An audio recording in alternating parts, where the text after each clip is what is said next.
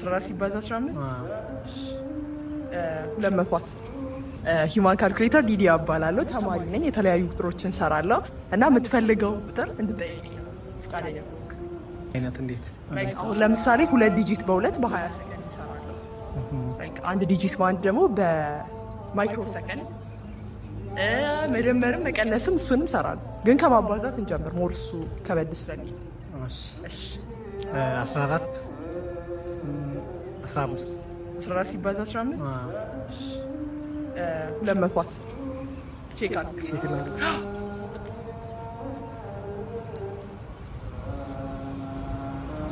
ትክክል ነው። አሳይልኝ ለፋሚሊዎቼ። እንዴት አገኘ? ኧረ ገራሚ ነው። የምን ሰብስክራይብ አታደርገኝ? ቲክቶክ ላይ ፎሎ አደርግሻለሁ። አመሰግናለሁ በጣም። እሺ እነግርሃለሁ። ሂማን ካልኩሌተር ዲያብ